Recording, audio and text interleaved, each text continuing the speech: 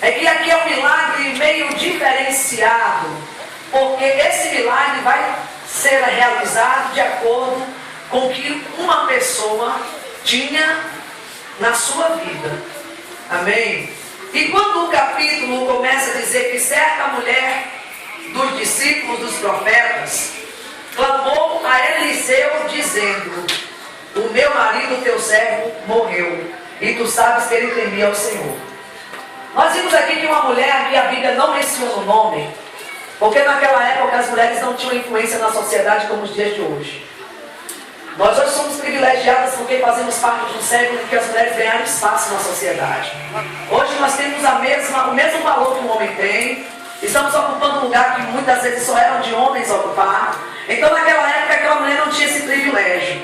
Porque a mulher, no tempo da Bíblia, ela só era condicionada a gerar filhos.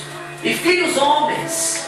Se porventura a mulher não tivesse filho, ela já tinha no seu currículo a seguinte sentença: foi amaldiçoada por Deus. Então vimos aqui, e quando a mulher ela chega diante do profeta, o representante de Deus na terra, ela chega diante dele expressando uma sentença que a vida o colocou. Se nós observarmos, ela já chega dizendo: olha, o meu marido era teu servo e ele servia ao Senhor. Naquela época, queridos, as mulheres, como eu vos falei, não tinham lugar expressivo na sociedade, então ela era exclusivamente sustentada pelo seu esposo. E se porventura viesse o seu esposo a falecer, quem teria que sustentar essa mulher seriam seus filhos, quando ganhasse a maioridade. Então, esse meio tempo, quando não acontecesse a maioridade do seu filho, ela seria assistida pela sociedade. Então vimos que essa mulher, quando direciona-se ao profeta, ela relata a sua vida amargurada que ela estava vivendo, porque ela havia perdido alguém que era o sustento, que era aquele que trazia alegria, era aquele que dividia as suas emoções, era aquele com quem ela compartilhava da sua vida. E vimos que quando ela chega para expressar o profeta, ela já traz consigo uma história de perdas. Eu sei que tem muitas pessoas aqui nessa noite que foram marcadas pela vida por perdas, por traições, por levantes, por humilhações. Vejamos o quadro em que aquela mulher se encontrava. Ela havia perdido o seu esposo, estava à mercê da sociedade. E eu digo uma coisa: se tem um negócio que acaba com a vida do ser humano, é a necessidade de precisar de alguém. Porque as pessoas se prevalecem disso. Sabe que a pessoa precisa, aí começa a humilhar. Então precisar de alguém, irmãos, já é uma sentença humilhante. Então vimos que além dela perder o seu subsídio, ela estava vivendo um tempo de humilhação. E parece que, como não se bastasse a sua trajetória de vida de perdas e sofrimento, o que lhe restou da luta e da sentença de vida, o inimigo queria roubar os seus dois filhos, que era expectativa de esperanças e sonhos. E quantos têm sido assim, marcados pela vida, sofrido, machucado, angustiado, frustrado em algumas coisas, sonhos desfeitos, e aquilo que nos resta nos prendemos com o subsídio de que iremos mudar a nossa vida, e chega o dia mau em que o inimigo bate a porta do nosso coração, querendo levar de nós aquilo que nos restou da luta. Mas eu tenho uma palavra para te dizer nesta noite, que aquilo que te sobrou, o teu sonho, a tua expectativa, o inimigo pode bater para roubar, mas não vai levar, porque Deus vai operar o milagre na sua vida.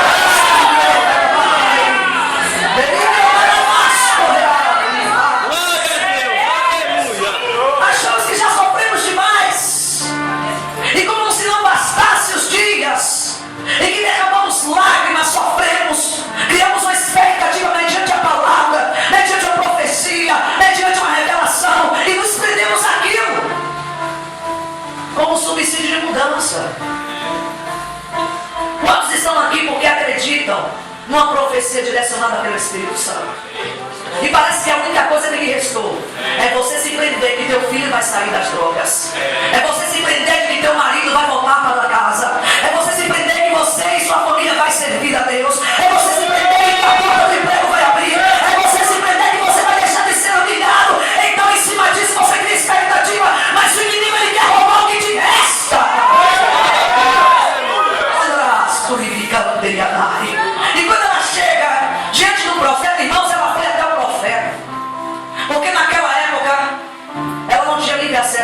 como nós temos.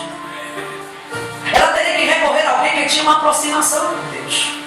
Hoje nós temos essa liberdade de falar com o Espírito Santo na hora que nós quisermos. Porque através de Jesus Cristo na cruz do Calvário, quando derramou o seu sangue, o véu que separava, foi rasgado o meio e permitiu que nós tivéssemos em contato direto com Deus através do Espírito Santo. Então tu não precisa recorrer a ninguém. Recorre àquele que tem o poder de mudar a tua sorte. Você pode falar com ele. Aproveita a oportunidade que é te dado. Ai, Suribicai. Quando ela chega diante do profeta, ela viu o desespero bater a porta do seu coração. Ela estava debaixo da sentença dada pelo pai do rei Acabe, o rei ouviu, que disse que todos aqueles que tivessem uma dívida e não tivessem condição de pagar essa dívida, os seus filhos seriam levados como escravos, até que quando pudesse pagar, seria devolvido. Irmãos, mas quem poderia pagar a dívida daquela mulher se o seu esposo já havia morrido? E segundo escreveu o historiador Flávio José na história dos Hebreus, diz que este homem era o profeta Obadias, que tinha escondido 100 profetas da rainha Jezabel e tinha alimentado esses profetas a pão e água.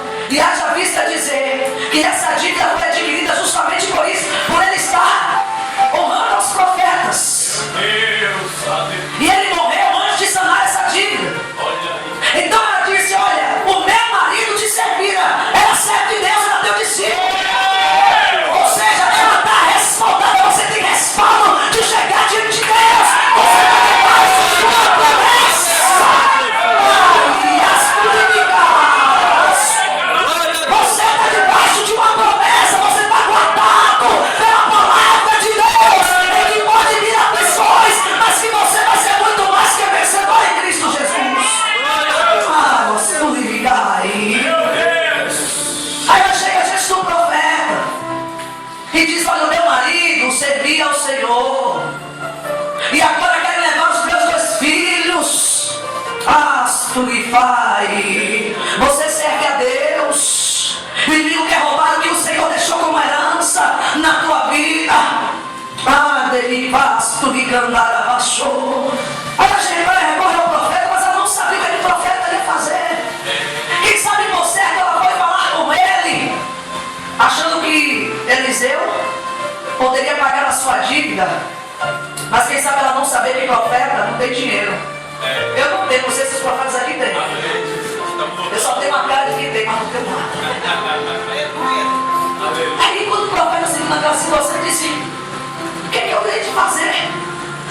Ou seja, eu não tenho subsídio nenhum para que eu possa mudar a tua sorte.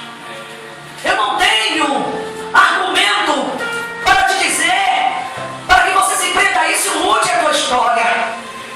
Porque Eliseu, como profeta, ele entendia que ele era dependente de Deus, que por mais usado que ele fosse, ele não tinha solução para dar a vida de ninguém. Nós aqui somos condicionados a Deus. Nós não temos nada para nos dar, mas o Deus em que nós servimos tem. Mas ele, como se viu meio que desapontado, ele diz: eu não sei o que fazer, eu não tenho nada, querida. O que eu vou fazer? Mas aí ele lembrou de uma coisa, que na vida do crente tinha um ingrediente que não podia faltar para que pudesse viver milagre. E quando ele diz assim: olha, me diz o que é que tu tens em casa. Casa na Bíblia tem 3 simbologias. Casa como templo, onde nós adoramos ao Senhor, casa de Deus.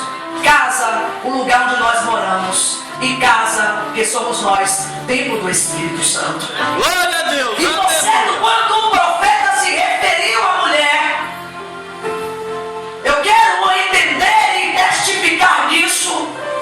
E quero trazer nessa dimensão que ele pergunta: eu não posso fazer nada, mas me diz o que é que tem dentro de você. Olha aí! O que é que o inimigo aí não roubou?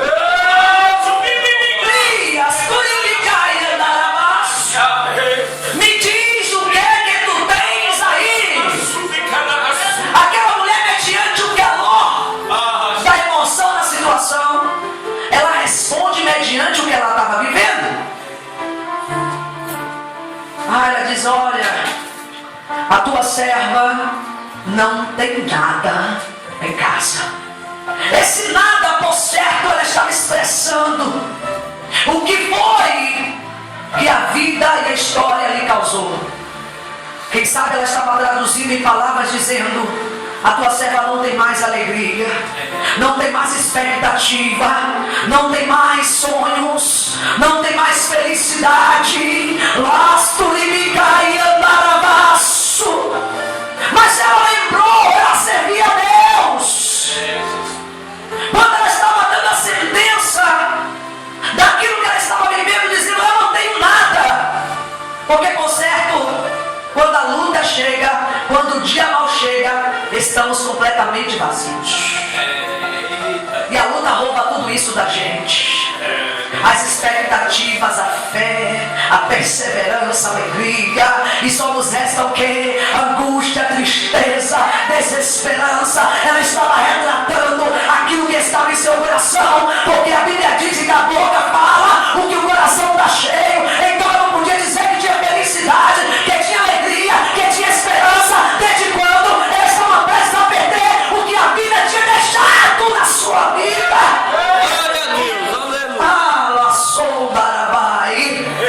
Mas ela lembrou que existia alguma coisa.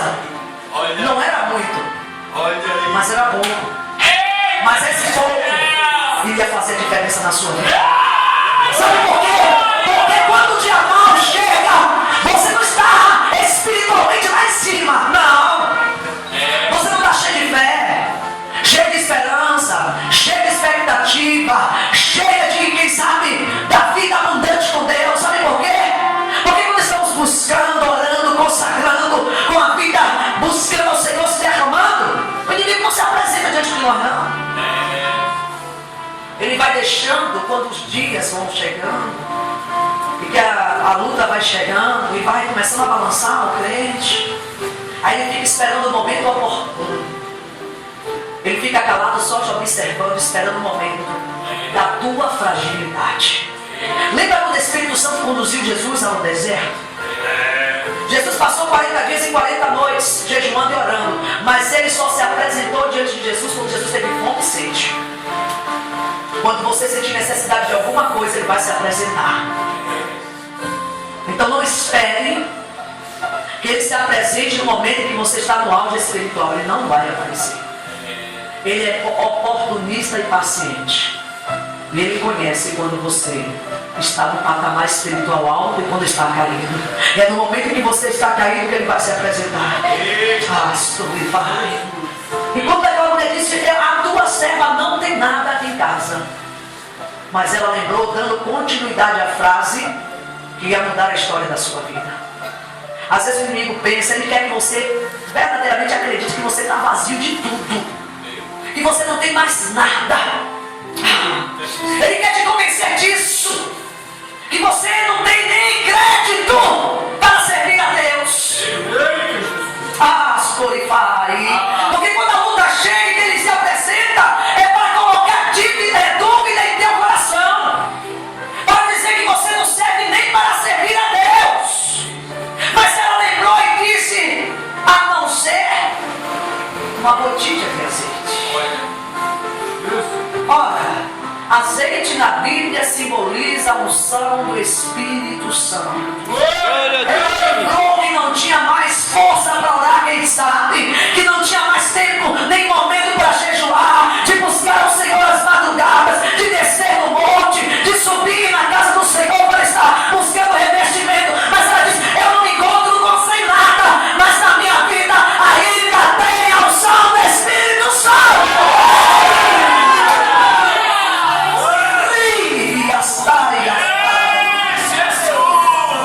Ela pegou o que te lançou. Ela não é interessante, que ela foi preciso lembrar do que ela tinha, irmãos. Lembra aí, você tem a unção do Espírito Santo. Possa ser que você não esteja com a fé lá em cima, mas você tem a unção do Espírito Santo.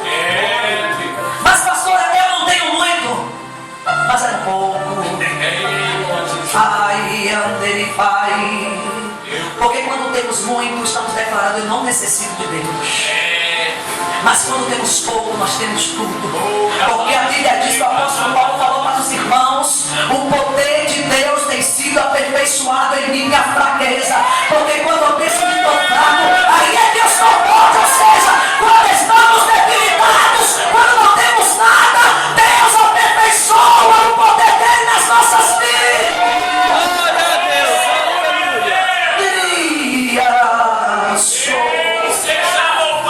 Mas é necessário que você guarde o que você tem recebido. Porque você está aqui hoje. Deus está derramando a unção nova sobre a tua vida. Deus está trazendo edificação para a tua vida. Mas guarda o que o Senhor tem te dado, porque você vai precisar no dia da adversidade. Chega daí. Porque às vezes nós subestimamos o ardido inimigo. A Bíblia diz que o apóstolo Paulo falou aos irmãos de Efésios: olha, revestimos pois de toda a armadura de Deus. Para quê? Para suportar os dias maus. Eles vão vir, irmãos. Nós que somos cristãos não estamos imunes de passar por provações, por aflições, por tristeza. A gente acha que só vai ser alegria, porque por certo alguém transmitiu em algumas determinadas denominações, trazendo slogan na porta das igrejas: pare de sofrer. Mas o evangelho é sofrimento. No mundo nós teremos aflições. O Senhor nos advertiu disso. Aí às vezes quando o crente pensa que só vai ser vitória, só vai ser porta aberta, só vai ser mar aberto para passar, aí vê que a porta se fechou, o mar não se abriu. Aí começa a ficar desesperado, frustrado, se decepciona e sai da presença de Deus. Nós temos que guardar o que temos recebido. O que adianta nós estarmos no culto, onde a graça do Pai é derramada de uma forma, vamos dizer, espetacular. Aí nos enchemos, damos terra, rodamos a noite inteira no mistério. Aí quando amanhã chega o dia da situação difícil, cadê a unção que tu recebeu no culto do outro dia?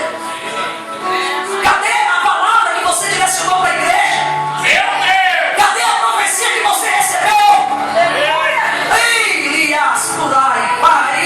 Cadê? Não guardou? O dia mal chegou, o inimigo lançou você por terra.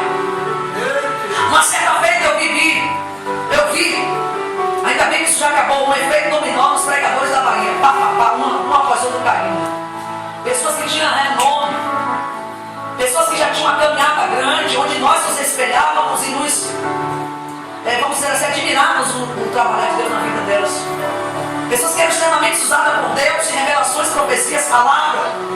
E eu comecei a perguntar ao Senhor: Deus, este homem é uma bomba atômica nas tuas mãos, essa mulher é um negócio sério. E por que hoje se encontra assim? O Senhor me falou: porque não guardou uma reserva para o dia da adversidade. Acabou tudo, deu tudo e não guardou. Lastro e vai. É necessário que você guarde. Não podemos ser mentes emotivos, nem levados, irmãos, por algumas encenações nas tribunas. Nós temos que ouvir e guardar essa palavra que está sendo ministrada. Vai servir para o dia quando bater a notícia mal para a tua porta. Ei, pastor, tu vem trazer maldição para mim? Não, eu vim trazer despertamento. A igreja precisa despertar.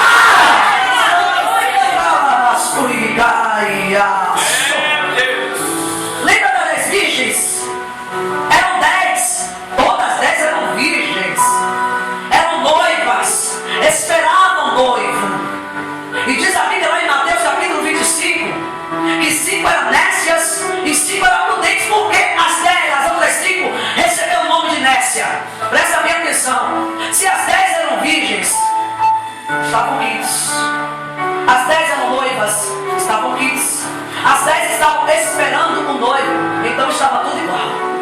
A Bíblia diz que elas cansaram-se, todas 10, e adormeceram, estavam normal. A Bíblia diz que quando houve o despertar, aí vem o noivo, as 10 despertaram. E aonde é que está o título das nécias? Porque o azeite das lamparinas, das ambas, estavam acabando. E então, o que era necessário é que toda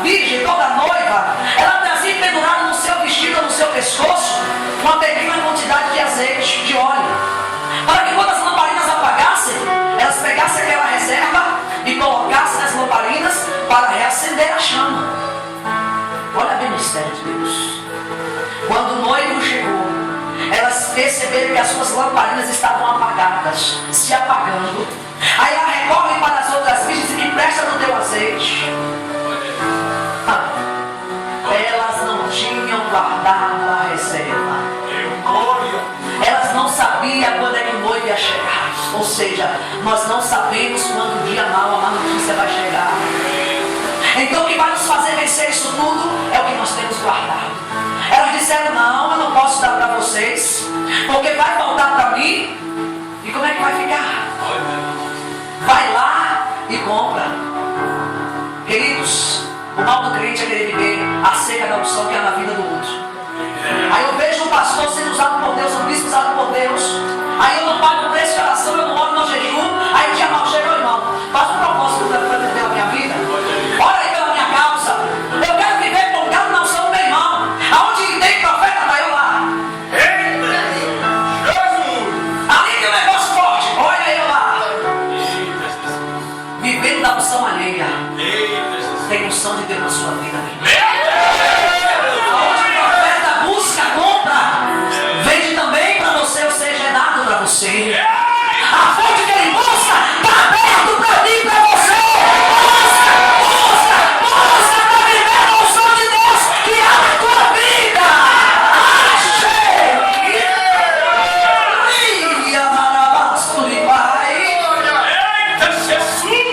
Por isso que coronésias não receberam de Deus, porque não guardaram o azeite, irmão. E o que tinha na reserva das prudentes não era um barril de azeite, era uma botija. Ou seja, não é necessário muito, é só um pouco, mas não podemos estar vazios. Cheia, vai. É por isso que muitos não têm resistido, porque não têm guardado o que têm recebido da parte de Deus para lançar no dia da adversidade. Aí quando o profeta, ela disse que tinha azeite, aí ele faz, vai, pega vasilhas emprestadas aos teus vizinhos. Ou seja, a gente pode pedir reforço sim na oração. Eu oro e o pastor me ajuda em oração. A irmã ora e a outra ajuda em oração. E o que eu acho interessante é que o profeta diz, vai pegar vasilha, mas não precisa contar o que vai acontecer. Nem o que está acontecendo na sua vida. Tem crente que espalha o que está acontecendo para a igreja toda. Todo mundo sabe, mas você só não fala com Deus. O quarteirão, a quadra toda sabe que teu marido foi embora porque tu falou. O quarteirão todo sabe que teu filho desviou, que tu perdeu o emprego. Está todo mundo sabendo, mas para Deus tu não fala nada. Não precisa falar tua vida para ninguém, meu irmão. Se for pedir, meu irmão, ore por uma causa, me ajude em oração por uma causa. Apresente não sei quem em oração juntamente comigo. Ou então vamos fazer um propósito, eu jejuo, o irmão jejua comigo. Mas não precisa relatar, não. Aí sabe o que Eliseu disse? Pede vasilhas, agora tem uma coisa, vai, entra e fecha a tua porta. Ou seja, casa é lugar de intimidade, irmão. Tranca a tua porta. O negócio agora é com você e Deus. O dia da mensagem chegou, você está com pouco azeite, pede reforço, mas o milagre só vai acontecer quando você se derramar na presença de Deus, lançar o teu pão, aquilo que você tem na presença de Deus, para que tu viva milagre, e esse milagre no tempo certo vem acontecer. Então ela entendeu, ela fechou a porta da sua casa, buscou o lugar da intimidade, despejou o que ela tinha, que era o azeite das vasilhas, e a Bíblia diz que quando acabou as vasilhas, ela chega ao profeta e diz, pronto, ele fala, agora pega o que tu tem, vende, paga a tua dívida e vivei o resto. Ou seja, se você tem pouca opção, você vai se derramar na presença de Deus com o pouco que você tem. O Senhor vai operar um milagre para suprir a tua necessidade. E não só a tua necessidade vai ser suprida, mas durante vários dias você vai ter subsídio para viver glorificando e exaltando o nome do Senhor. Lança o que tu tem na presença de Deus. Ei! Astro e vai, andará vai. O que aconteceu, milagre?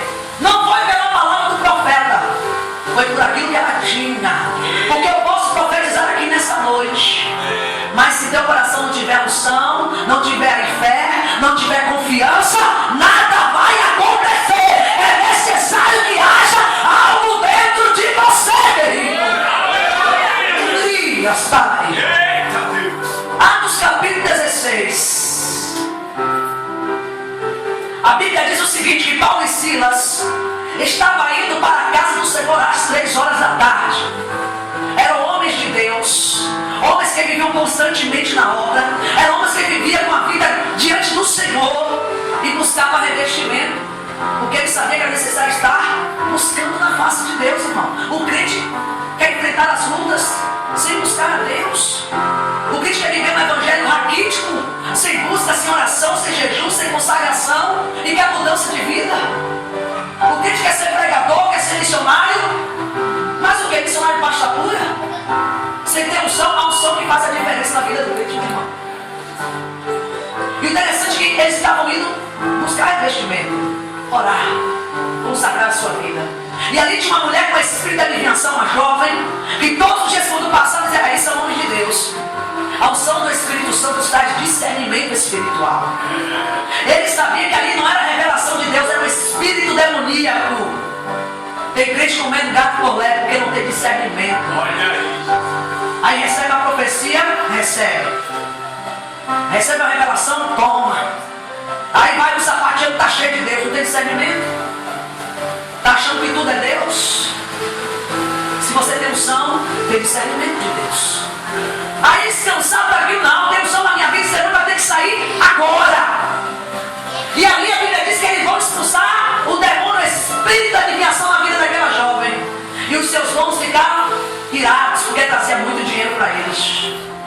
Sabe o que acontece? Eles revolucionaram e fizeram que Paulo e Silas fossem presos em praça pública, açoitados, foram espancados e foram sentenciados à prisão no cárcere interior, sob total vigilância. Ou seja, por certo, Paulo e Silas haviam de questionar como estava fazendo a obra de Deus e por que veio essa situação.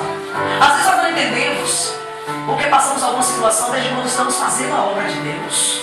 Irmãos, isso nos dá imunidade, não, queridos. Se fosse por isso, estava todo mundo fazendo a obra. Nós estamos fazendo a obra, estamos aqui a descer do que Deus tem fazer através das nossas vidas e com a nossa vida. Fazer a obra não é passaporte de que seremos mais abençoados que os outros. Ou então o irmão vai fazer, acontece isso porque não faz a obra na minha vida, não vai acontecer, não. Alguma coisa Deus quer fazer. E é necessário que nós passemos pelo deserto para saber a potente mão de Deus. E quando eles estavam ali açoitados, irmãos, eu quero conjecturar uma coisa. A Bíblia diz que estavam outros companheiros de cela. Todo mundo olhando Paulo e Silas. E por certo, alguns relatórios. Vem cá, esses dois homens aí não são aqueles que estão curando, que estão trazendo libertação para os demônios, para retirar até a sombra deles. E por que eles estão enfrentando uma situação dessa? As pessoas não vão entender porque passamos prova. Nem tente explicar. E o que mais nos mata, eu quero entender, pastores, que não é tanto a prova que nos afeta, é saber que alguém está sabendo que nós estamos na prova. E principalmente se for um ímpio. Porque ficamos sem argumento muitas vezes. Se pudesse passar no momento da nossa escassez, refugiados, e só voltar quando não tivesse bom, mas não, o vizinho sabe que tu está desempregado, ele está vendo, ele está falando, está desempregado, olha, tem alguém cobrando, o marido saiu de casa, o filho está nas drogas, e não sei por que ela vive tanto na igreja, ninguém vai entender isso. E parece que isso vem como uma flecha em nossos corações que nos deixa abatidos e cabisbaixos. Queridos, o dia mau chegou na vida de Paulo e Silas. Eles, por certo, deveriam estar cheios. Mas quando a luta veio e não chegou, abateu a sua alma, irmão. Não tenha esse que, enquanto enfrenta a luta, esteja sorrindo, dando gargalhadas, pulando no mistério. Não tem. Uma vez eu me questionei muito com o que Paulo disse. Que ele disse que se alegrava nas leves e não entrava em tribulação. Será que essa não deve ser na luta? Mas eu não entendi qual era o mistério de Deus. É porque ele sabia que ele deveria se alegrar porque tinha vitória da parte de Deus. Ele não ia ficar na minha situação. Queridos, então quando o dia mal chegou na vida de Paulo e Silas, por certo, não tinha mais aquela unção, estavam abatidos no cárcere. Como todo crente que passa a luta, não somos diferentes de vocês. A luta, quando me vem, me acaba, abate meu espírito, desestimula eu fazer a obra de Deus. A tristeza toma conta, às vezes fico noites sem dormir. Eu sou humana e condicionada e limitada. Mas eu posso entender uma coisa: se eu tenho pregado, se eu tenho recebido, eu tenho que colocar em prática e guardar o que eu tenho recebido. E porque eu tenho guardado, eu tenho conseguido superar os dias difíceis.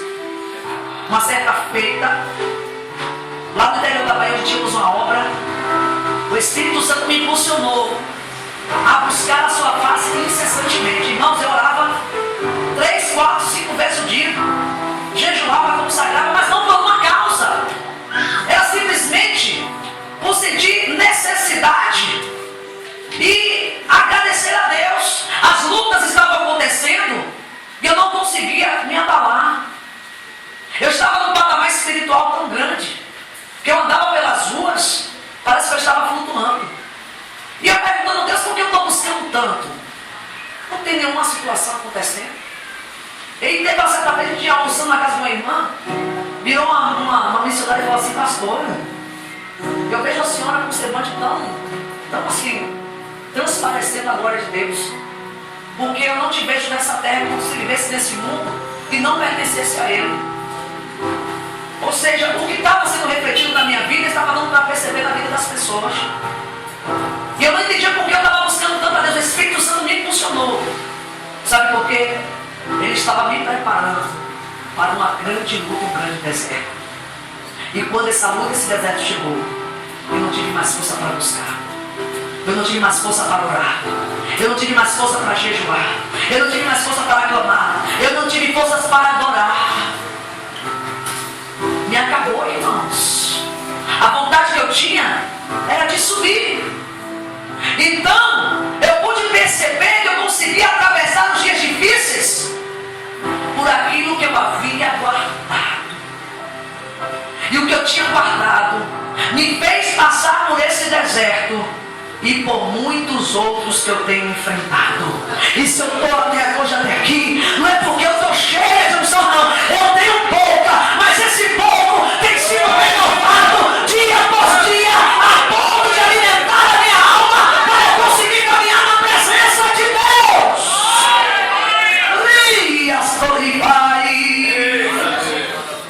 Aí Paulo e Silas abatidos do cárcere. Eu quero aqui, por favor, meus irmãos, que Paulo olhou para Silas e disse: filho, como é que tu está aí? Silas deve ter dito para ele: Paulo, meu amigo, eu estou todo acabado. Me pegaram, me batiram com força, sabe? Para acabar comigo, eu estou todo deformado. Dessa vez ele vai acabar com tudo. Está doendo demais. Está doendo demais na alma. E tu, Paulo, olha como eu estou, meu filho. Eu estou até deformado por causa dessa luta. Olha como é que está meu rosto. Parece até que acabaram com minha costela. Acho que só está faltando umas 3 aqui. Mas no sério, Paulo lembrou. Cadê a unção que ele buscava todos os dias? Cadê a oração que eles iam fazer todos os dias? Cadê o momento de colocar em prática o que tinha recebido da parte de Deus? O dia mal chegou para Paulo e Silas. Aí eu quero conjecturar uma coisa que Paulo deve ter perguntado a Silas: Silas, meu nego, fala. Tem unção aí? Olha, Paulo, não tem muita não, viu? Mas tem só um pouco. Aleluia!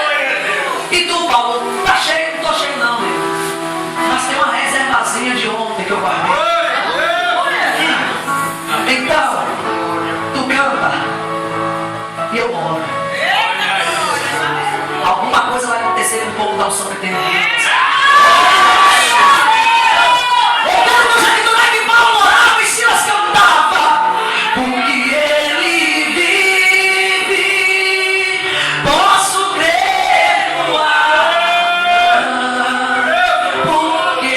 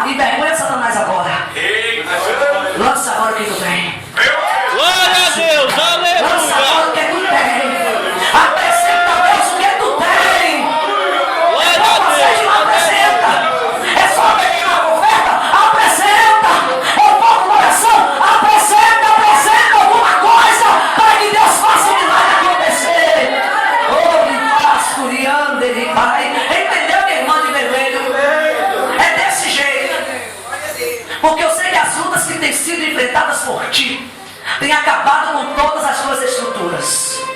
Chegou o momento que ele disse: Senhor, eu não estou mais suportando. Ou Senhor, entra com a providência, ou eu não sei o que eu vou fazer. Já te veio na mente até o desejo de sumir neste lugar.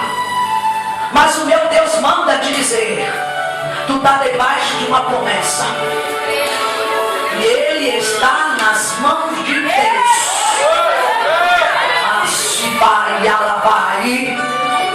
O inimigo pode dizer que está preso. O Senhor diz: está guardado. Não está preso, não. Está guardado por Deus.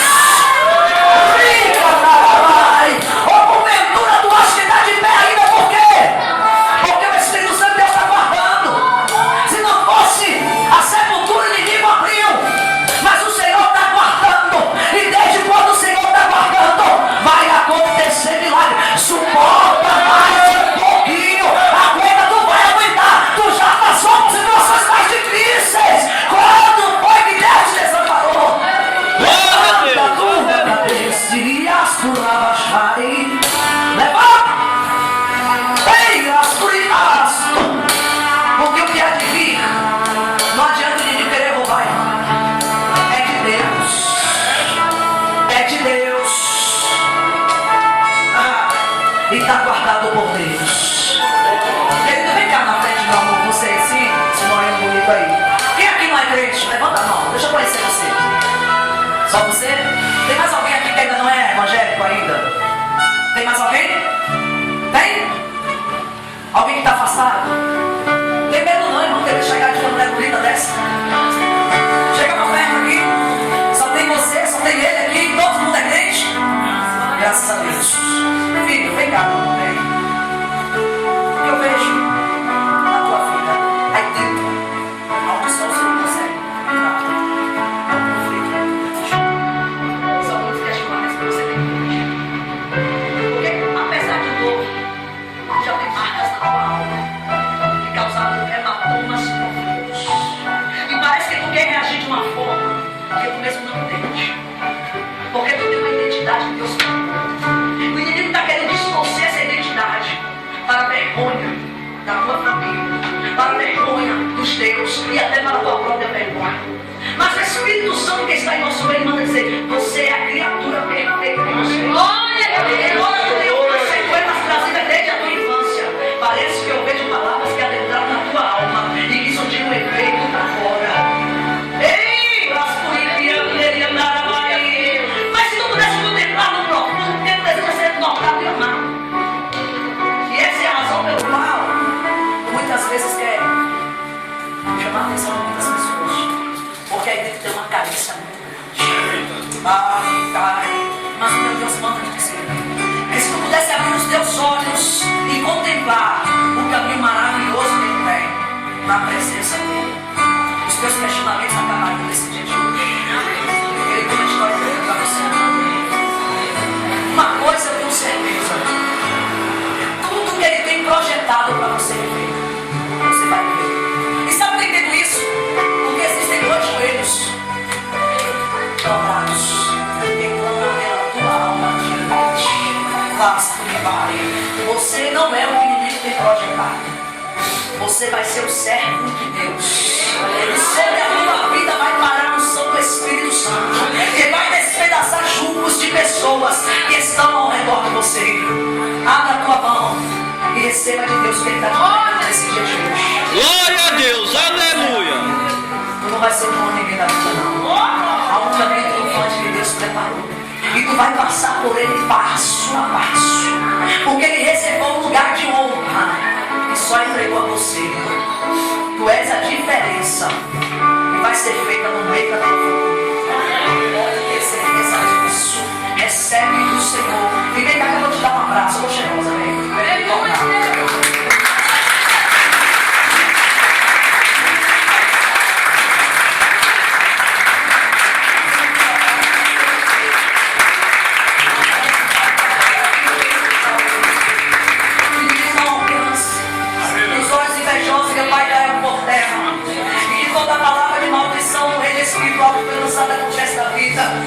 Não venha prosperar porque o caminho que o Senhor tem é muito mais excelente do que aquilo que ele pode ver. Senhor, eu quero profetizar sobre a vida desse jovem. Que as portas que estão fechadas aonde se abrir. Espírito Santo que está trancado desse tranco agora. Ele precisa de algo ainda neste ano de 2014. Ele precisa de uma resposta. Ele precisa galgar algo neste ano de 2014 ainda. Espírito Santo, não deixa romper 2014 sem que tu dê o sinal ao teu filho neste dia. Espírito Santo, favorece e traz, meu Pai, aquilo que o Senhor tem guardado para ele. Apresenta e faça ele ter uma experiência espiritual e única, juntamente com o teu Espírito querido. Senhor, abençoa esta vida e declaro toda a palavra que foi lançada, que foi criou legalidade no reino espiritual, e nesse dia de hoje está dissipado pelo poder no nome de Jesus. Amém. Aleluia.